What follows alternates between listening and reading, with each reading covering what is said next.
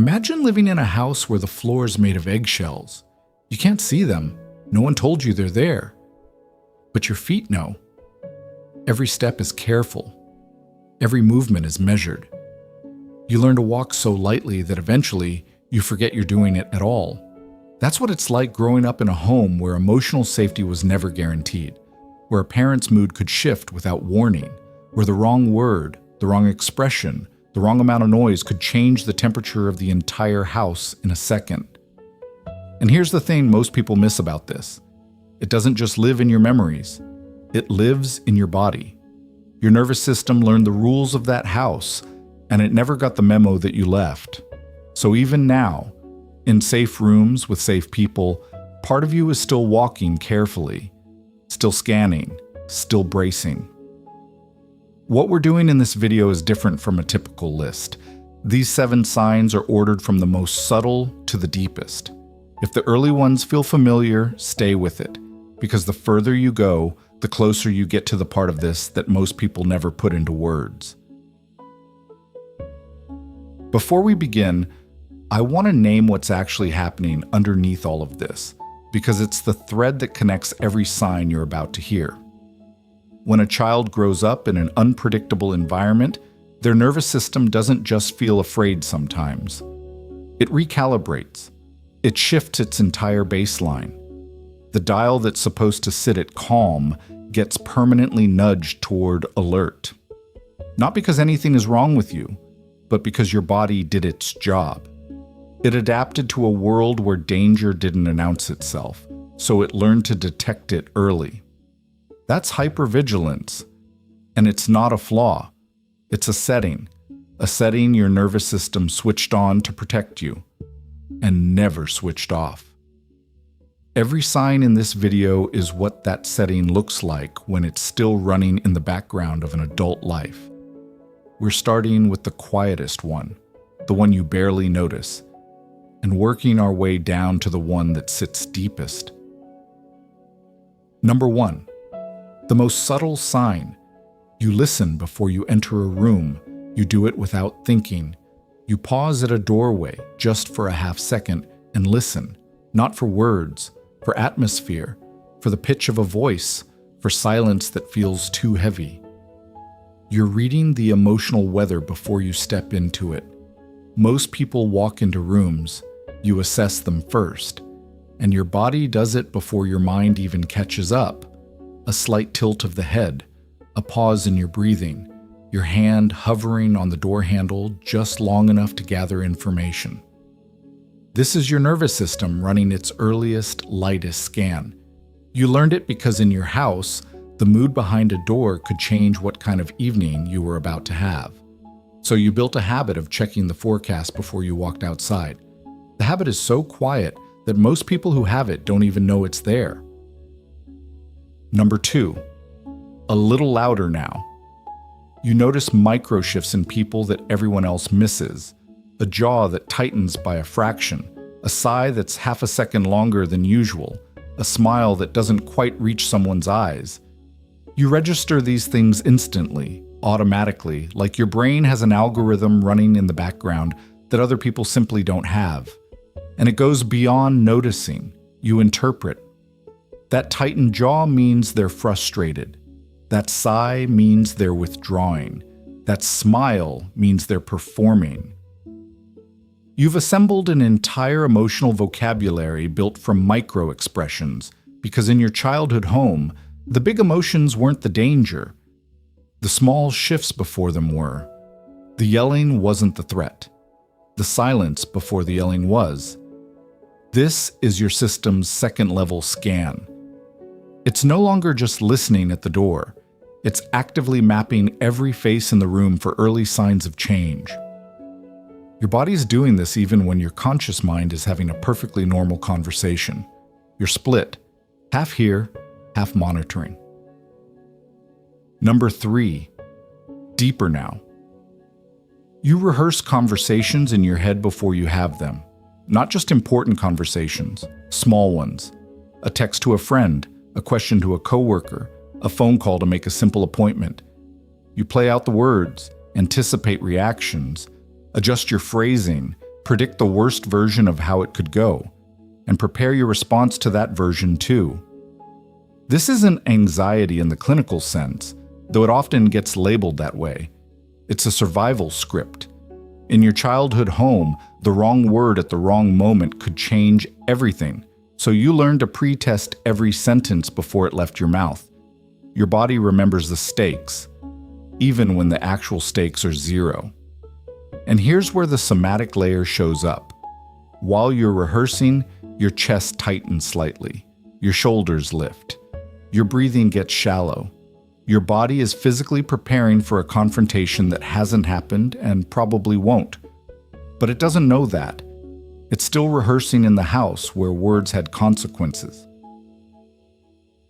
Number 4.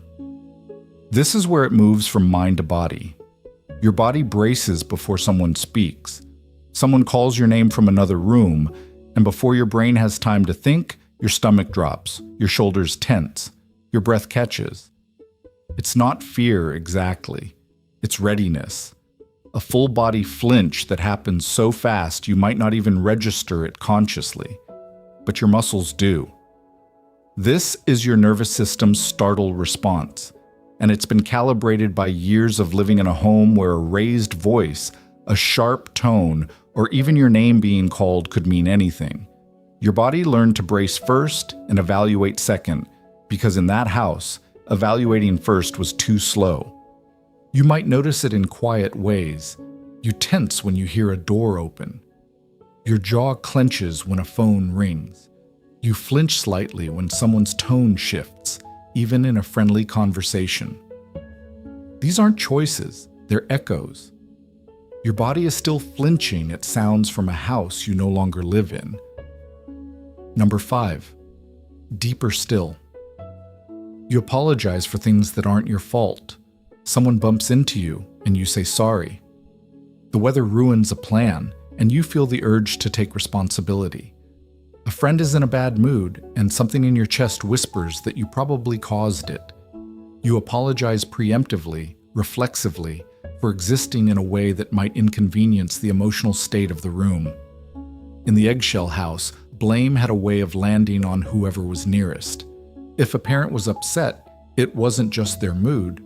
It was somehow you're doing. Not explicitly, maybe. But the child's logic is simple. If I caused it, maybe I can fix it. And if I can fix it, maybe things will be safe again. Apologizing became the fastest route back to peace. What's happening in your body when you apologize like this is telling. Your voice drops. Your posture shrinks. Your eyes lower. These are appeasement signals, the same ones animals use to signal, I'm not a threat, to a larger, unpredictable presence. You're not being polite. You're de-escalating a room that doesn't need de-escalating, and because your system can't tell the difference. Number 6. This one goes deep. You can't fully relax in your own home. You've built a safe space, your own apartment, your own room, your own rules. No one is yelling. No one is unpredictable, and yet there's a hum, a low background tension that you can't fully switch off. You check the door. You listen for footsteps that aren't there. You tidy compulsively, not because you care about neatness, but because disorder feels like a precursor to chaos. Home was supposed to be the safest place, and for you, it was the least safe. So your nervous system cataloged home not as a place to rest, but as the primary location where danger lived. And even though you've changed the address, the file hasn't been updated. You might feel this as a persistent low-grade alertness you can't name, or as the strange inability to truly sink into a couch and let go. Your muscles hold. Your ears stay open. Your body refuses to power down, because the last time it fully relaxed in a home, something happened, and it will not make that mistake again. Number 7. The deepest sign. The one that sits at the bottom of everything else. You feel safest when you're completely alone, not lonely, not antisocial, but genuinely, physically safest. When no one is around, there is no mood to monitor, no tone to decode, no expression to read, No reaction to brace for. The scanning stops. The vigilance lowers, just a little. And for the first time, your body can approach something close to rest. This is the logical endpoint of a nervous system that learned people are unpredictable, and unpredictability is dangerous. The only reliable way to feel safe is to remove the variable entirely. So solitude doesn't feel like isolation to you. It feels like the only room where the eggshells aren't there. And this is the sign that sits deepest because it's the one that most affects your ability to connect. You may want closeness, you may crave it, but your body has associated the presence of other people with the need to perform, monitor, and protect. And it cannot fully rest while someone else is in the room. That's not a personality trait. That's a nervous system that's still guarding you from a danger that's already passed. If you made it to number 7 and felt something land, I want you to hear this. Everything you just recognized in yourself is not a disorder. It's not a dysfunction. It's your nervous system doing exactly what it was designed to do.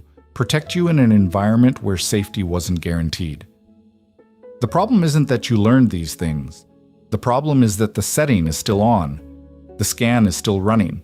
The eggshells are gone, but your feet haven't noticed yet. And the strange, hopeful part is, once you see it, it already starts to shift. Not quickly, not dramatically. But the moment you notice your body bracing for something that isn't coming, that noticing itself is the first crack of daylight between you and the old pattern. At Inner Lens, this is what we do. We slow down, we look underneath, and we give the pattern a name it never had. If this is the kind of understanding you want more of, the next video goes to a place many of you have never had named for you. The quiet signs you are the forgotten child in your family. It's right here.